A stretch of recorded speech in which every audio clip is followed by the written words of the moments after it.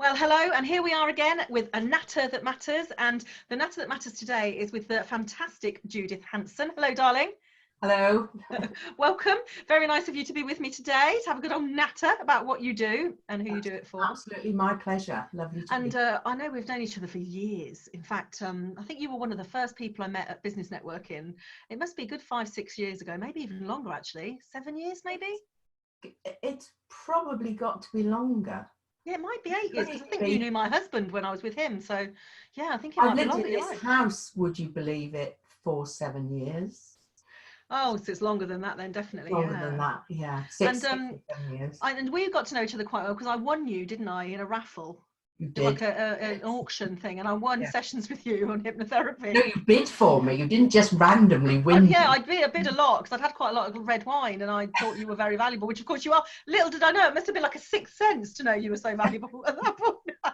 And of course we've done lots and lots of stuff together, both ways. We've helped each other in a lot of ways. Both ways, indeed, yes. And I know that right now you're helping a lot of people because, of course, what you do is what a lot of people need right now. So why don't you tell everyone that doesn't know you, because there's a big, lots of people watching this who perhaps don't know who you are and what you do and who for, really.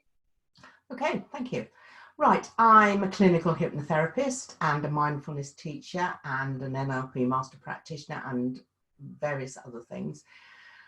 All of those are tools in my toolbox for working primarily with people with anxiety and the associated depression that frequently goes with anxiety. So yes, there's a lot of it about at the moment, a lot of anxiety about. On Facebook the other day there was a discussion going on about what's the difference between anxiety and depression.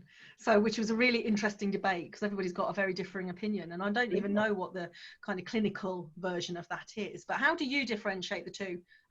I differentiate it in terms of the fight or flight and the autonomic nervous system, which activates fight or flight. So, without going into a long explanation, the system is hardwired into our brains and is triggered by a threat, but it doesn't have to be a real threat. So it can be what's going on in here. If you are afraid of something, if you are anxious about something, then you will trigger the autonomic nervous system. Now, there's two subsystems, in fact, two separate systems. One that gets you ready for action to face the threat. So those are all those symptoms people will know of: beating heart, fast breathing, sweaty palms, feeling nauseous, or actually being sick, which, if you are doing it as a result of anxiety, can turn into a full-scale panic attack. Which means I have clients who take themselves to A&E absolutely convinced they were having a heart attack. Gosh, yeah, absolutely convinced. So they can be horrendous. When the danger's over, which it is if it's a real physical threat, like a saber-toothed tiger coming to eat you for lunch, when you're safe again, the other system kicks in. It's often called the rest and digest. It's one of the things that happens, which is why anxiety can be so dangerous physically, is when you're in this alerted state, ready for action, non-essential functions are closed down because everything's focused on survival. So your digestive system's closed down and your immune system's closed down, which is really important at the moment. So that's why there's so much talk at the moment about improving your immune system by taking away the stress. That's why I seem to see a lot of free meditations, and like there's all the people that are in the mind therapies like you are and like I am, except mine's slightly different obviously, are kind of doing their best to try and keep people into that kind of calm space. Very important in terms of the immune system. And generally in terms of digestive system. So most of the clients I see with anxiety have digestive problems because it's meant as for emergency only. There's a threat, I kill it or I run away from it and it's all over and everything goes back to normal. When you're anxious, and people are often anxious 24/7, you never come down from that. So you're in a permanent state of alert with half of your key systems not functioning. It's interesting because I did a talk, obviously I do this in a slightly different way to you do, but I did a talk about it, and I know the test is like to just kind of take a deep breath and relax your shoulders, because realistically they should already be relaxed, but actually most people aren't. So if your shoulders then kind of go, oh, then it means you're living in that slight tension. And I think they're the people that maybe are in danger, because I think people with high anxiety know they've got it, don't they? They feel it. They'll even take it as part of their identity. They'll say, oh, I'm an anxious person, or I suffer anxiety, I'm always worrying. Whereas some of us, certainly in this climate, we're more tense than we normally would be. And I think it's having a real impact on our systems like sleep and digestion. And is that what you're finding with your clients? Absolutely. Well, it's interesting. Some people who are really anxious, particularly if the anxiety is fully or partly social anxiety, which means they struggle to go out and mix with people, are delighted to be told to stay at home. Hooray, I don't have to go out. I've been exonerated from the stress of that. It's exactly what they want. And they are, if they're fortunate, and I know not everybody is, they're in their safe place with the people they care about, because it often extends to the people you care about. So the people you care, they're worried about the people they care about going out. So if everybody's locked in together, that's heaven for them. So for some clients, they're much better off. Okay. Others, and I have had somebody who I've worked with for a long time. I mean, she had a series of sessions with me, and now I see her when she's particularly triggered and can't manage on her own. And she's really, really struggling.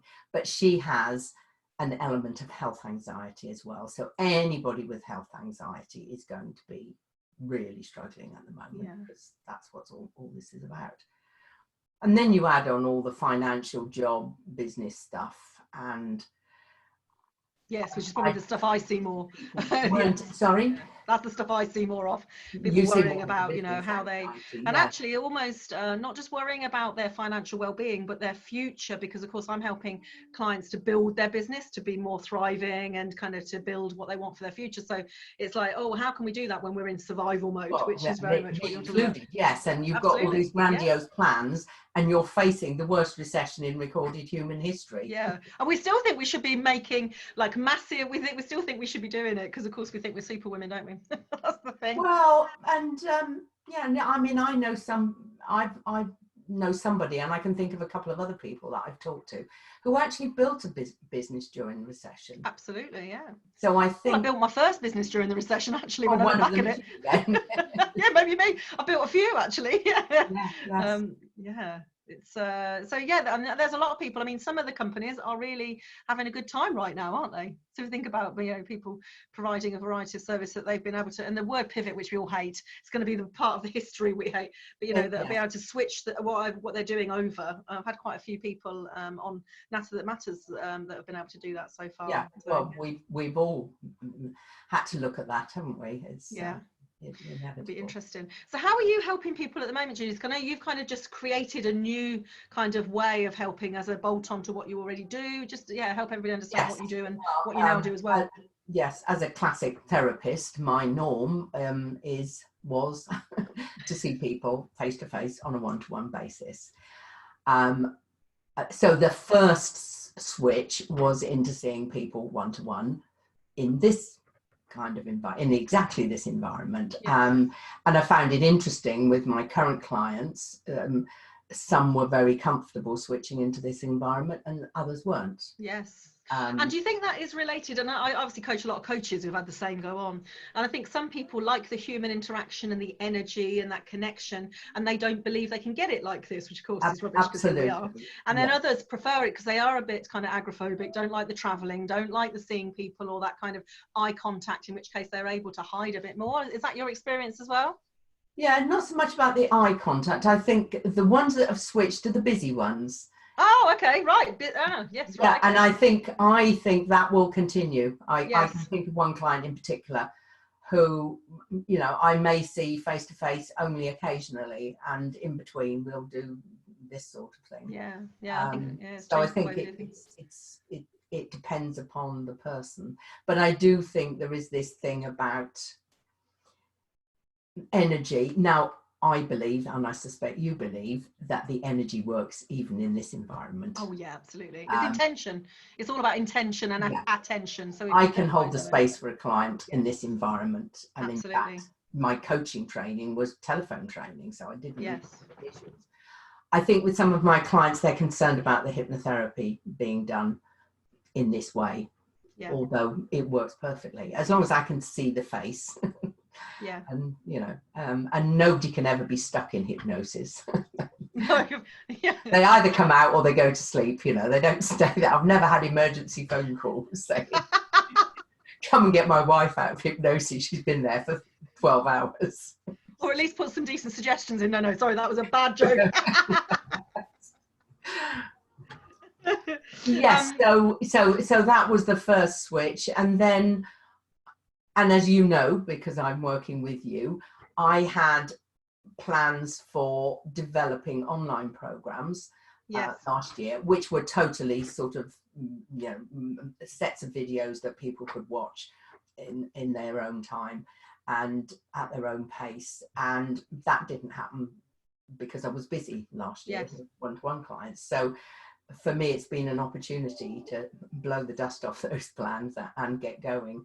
And the reason for doing that is I love working one-to-one with clients, but there's only one of me and only so many hours in a day, and only so many hours in a day and days in a week that I can work effectively. I think it's important that, and you know this, we have to keep ourselves in a good state. Absolutely, yes, absolutely. Yeah. So yes. And then, of course, I'm also looking at, well, not of course, I am going to look at doing group work with people in this environment on things that maybe are less personal, if you like, where people are comfortable. So, so the immediate, currently under development, to be launched in the next couple of weeks, is an anxiety program of 10 videos. For people to watch, as I say, at their own pace, not one after the other, day after day. I'm recommending they leave a week in between each, but some people want to move quicker and some people slower, with some contact and support from me. So I'm happy to receive texts and messages if they're struggling with anything. Like they can reach out to you, kind of thing. Yeah, and they each get 1 free hour with me as part of the program. So it's probably only going to be 9 videos and 1 hour of one-to-one with me, which they can take at whatever point seems right for them. Yeah. And there are some places in the program where there might be a need for something that not everybody needs, but some people do. And I will say, well, you could, if you feel the need for this, you could use that one. Yeah, because we all make changes at different levels, don't we? So yes, some make them at the beginning and quickly, and some it's towards the end. And and some it's very extended, and some it's very quick. Yeah, sounds good. So, and the first group program I'm thinking of doing is needles, fear of. Oh yes, okay. Because as and when there's a vaccine, guess what? Yes. Well, good. Do you know what? I didn't even thought of that, Judith. Yes, fear of needles. Yes. My ex-husband was that terrified of them. He said he'd prefer to be stabbed in the chest with a scabbard than he would have a needle. He absolutely was terrified of them. Yeah, really scared. Oh yeah, I mean, I've worked with people who had to have surgery and were absolutely petrified and put operations off. I know people who won't go to the dentist because of the needles. So yeah. So it's fear of needles across the board. Actually, it doesn't specifically have to be. And as I say, I think that's something that people will be more comfortable about working with in a group of other sufferers. So, yeah. Well, they'll spend a lot of time describing why they're scared of them, I suppose, really, and how it all shows up for them and the impact. Yeah, it's interesting. Sometimes there's an event. Sometimes there's apparently nothing. Sometimes it's learned behaviour from parents. Yes, absolutely. Yes, we know that, don't we? Yes. There are even differences about that. But with that, I can work on the symptoms effectively, and I would only go into the event that caused it if people felt it was necessary to do so. And so, do you know when you're going to be running that? No, I think yes. It will be the next one after the anxiety program, because of course I have to market all of this as well in between with help, but I still have marketing to do. So it will be, and I'm going to sort of, because obviously the vaccine's not going to be available maybe until next year, so I'm going to watch what's going on with that as well. Yeah. But I will do it. I will do it probably within the next couple of months, and then I can repeat it again. Yeah. They announced this morning, didn't they, about the they found the test to know if you have the antibody, the COVID-19 antibody. So I don't know if that must constitute a blood test, I would imagine, or what that is. But some of them you have to prick your thumb and get blood out. Yeah, and I need to check on that, because if that is, that could be quicker. Yeah, I need to do it sooner rather than later. Yeah, definitely. And it won't take me long to get it up and running. It could be done quite quickly. So for the people that are watching and listening to this, what advice would you have as a kind of a tool that they can use and take away from spending time listening to you today, as to help them with all of this kind of? The first thing I teach to all my clients, and the simplest thing, and you alluded to it earlier, is a breathing technique. Yeah. And there are lots of them out there. I like to keep things simple, but also there's a good reason behind it. I do something called balanced breathing, where the in-breath and the out-breath should be the same length. So in common with all breathing techniques, you have to learn to breathe from down here, from your belly down here. You can't see that bit, but the bit that's under the desk. Yeah. Yeah, just below your waist. Now, when you are in this state of alertness because you've triggered your fight-flight response, guess where you're breathing? You're breathing from up here, very high, very fast. So the aim is to deepen and slow the breathing down. Ideally, breathing in evenly and slowly and smoothly for a count of 6, and out again slowly and smoothly for a count of 6. What that does is tell your brain that actually there is no threat. Yeah. And I learned that breathing technique literally because we all have to manage this fight-flight response. We all get it. Nobody's immune. And as I say, it's hardwired. So as soon as you're thinking threat, it happens. So we need it. I had somebody once say to me, can you take it away completely? I said, no, you don't want that. No, you need it. Because if you're walking along the street and something happens, you need to be able to react to it. You know, you might only need it once in your, the difficulty is we don't need it most of the time now. You know, if you go back to, living in caves, we were in life-threatening situations on a daily basis. Yeah, but there's a lot more of that. I don't know about you, Judith, but I went to a well-known supermarket yesterday, and our minds, I do mindset work, as you know. We've done this sort of stuff, and even when someone came too close to me in the supermarket, my fight-flight went, whoa! I literally was, back off, buddy. I think there's something really interesting happening now, because you were saying how have people been. Is how they're going to be, because now we have uncertainty again. The one thing we don't like as human beings is uncertainty. That's right. Yeah. Now we have uncertainty again.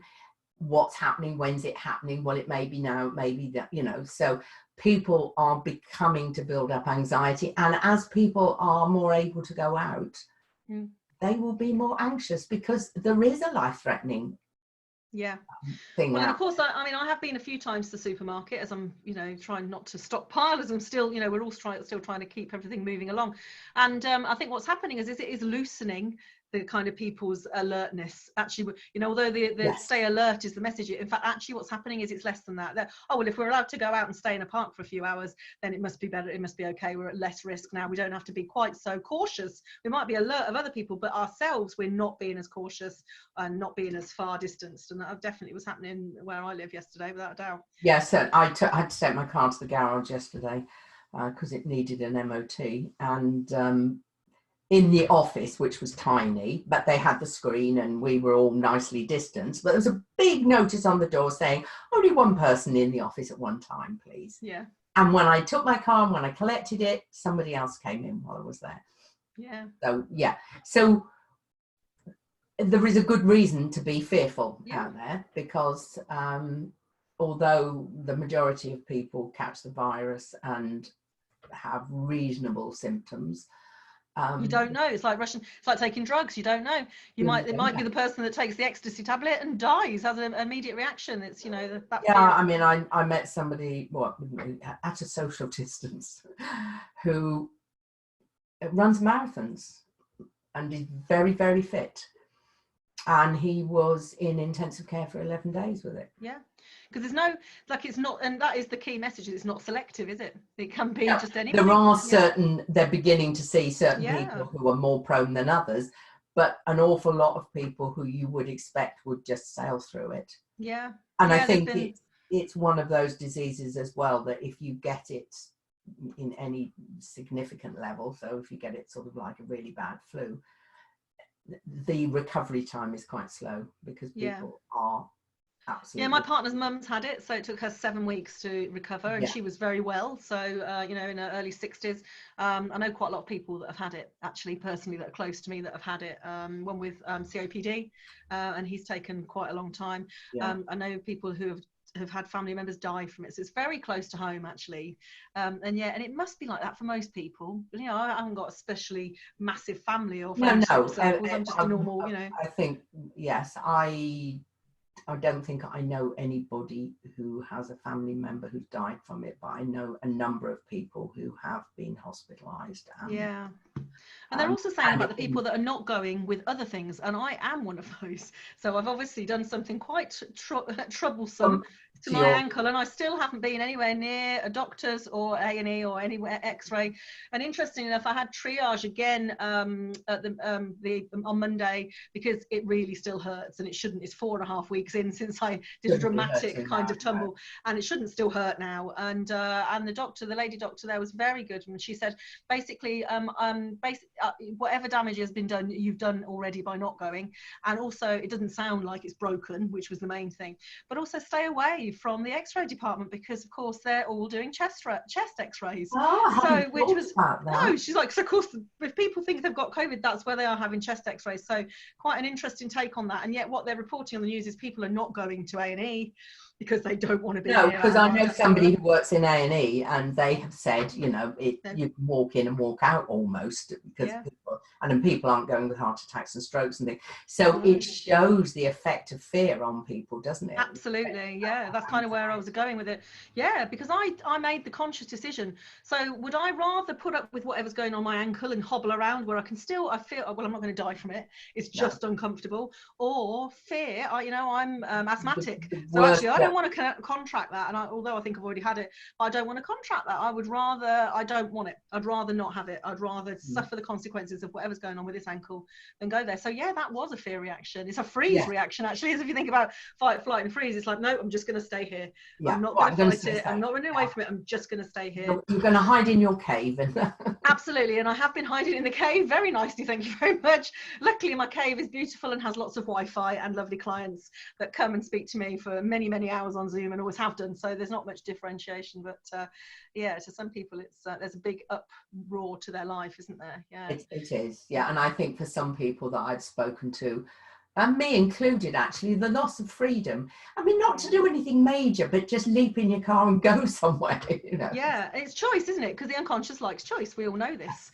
So of course we haven't got that freedom of choice. Yeah, it's a tricky one. So I'm sure there's going to be lots of people that want to ask questions. So obviously you can come and answer them on the posts that go out live. And also, if you can drop your link so people know how they can join your Facebook group and the program and get the support that they need from you, that would be great. And I want to personally thank you for being one of what I consider to be key workers. And I think that those of us that are working in any sort of mental health or mindset or anything that keeps people kind of in the world actually, I think are going to be more than necessary. It's a big deal. Well, of course, the ramp up for COVID has affected all the other services, including the mental health services, which were overwhelmed. I saw an interview this morning on Breakfast TV of a guy who ran a hair salon and barbers. And I thought, oh, what's that about? And of course, my partner runs a hair salon, so it was really interesting to me. And he was saying that he thinks there should be support for people in this, like when they do open again, because of course, where do people go with their problems? They talk to their hairdresser, talk to their nail technician, talk to people that are close to them that they see on a regular basis and trust. He said, and how are we going to handle their stress reactions to what's been going on for the last few months, 3 months, however long before it comes out? I thought he had a good point. Yeah, the other thing that I saw is that the frontline workers Yeah. should receive the sort of treatment that soldiers now get when Yes, I agree. in serious battle circumstances. PTSD, yeah, PTSD. Yeah, absolutely. This one guy said we would be working with, 8 patients, all of whom were close to dying. Yeah. And this happens every 12-hour shift. It's not just one big battle and then you retreat. It's just day after day after day, relentlessly working with people who are close to death, and many of whom are actually dying, and being the only person with them when they die because their relatives can't be there. I mean, there's huge amount of PTSD. Yeah, and the emotional strain, not Yeah. on just their own, but then having to handle the grief and the emotions of the family and relatives, and having to kind of do that kind of service where they have to inform, what an awful situation. Thank God it doesn't feel like we're doing enough by going out and clapping on a Thursday No, night, I keep thinking, how's this helping? But of course, I do. Last night I was like, I'm just standing here for a minute clapping. What I don't know. I feel like I should be doing something else. But there are a lot of people doing other things like you, and of course I'm here to support people like you who are doing that stuff. So I kind of figure we're doing all right in the world, Judith. There are some people doing nothing, so I kind of think, oh well, we always want to be doing more, don't we? As self-employed people, absolutely, we always think we should be doing more. Well, at the moment, I'm offering a free half hour with me. Oh, that's really kind of you. Thank you. Yeah. Want to.